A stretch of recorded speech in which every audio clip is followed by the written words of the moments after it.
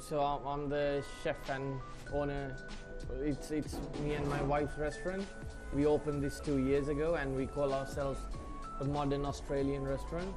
It was a lot easier for us when we first opened for people to know, because there's a lot of Singaporeans who travels to Australia to study and then they come back, and so even when you look at the decor and stuff, it's a very like the exposed brick walls, warm lighting, the plant, and so it reminds you of places in Australia. It's been very good, I can't really complain. Like, we got our first Michelin star in our first year, so and it definitely helped. And even before that, we've had a very good following, and it's not just expats, even we have a very strong local following here. The exposure, because Australia, you need to travel very far from most of the countries in the world, and Singapore, everyone travels to Singapore. The best thing about Singapore food culture is you can actually have a full meal for $3, and you can have a full meal for $500. And in Australia, you can't really do that. You can't really get anything for $3 and make it a full meal.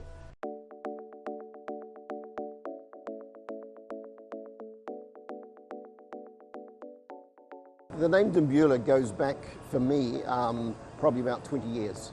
It's when I first bought the plantation, and it was actually a piece of fallow land at that time, and I had to register a bunch of documents to start business, and I was at my neighbour's place one evening and we were talking about what do we call the plantation, and we talked about all sorts of names, and we decided mountain was a good name and estate was a good name because it has a sense of exclusivity about it. And as I was driving back that evening, I looked down the road and I realised I was driving on the Dimbula Highway. And I thought, that's a really good name. So until I can think of something better, I will call the plantation Dimbula Mountain Estate. The word Dimbula actually comes from the Aborigine term meaning long watering hole.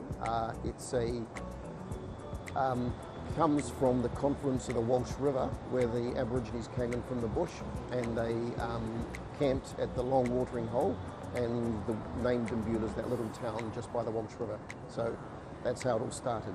This is a highly competitive market. It's highly specialised. It is overcrowded, and you have to be very good and very focused to be able to survive here.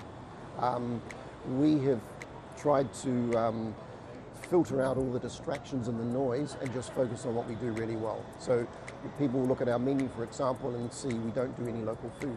There's no point trying to do that. Others do that much better. So we've taken our food offering really as from the inspiration of Down Under, but our focus still, in 60-65% of our sales are still coffee-based.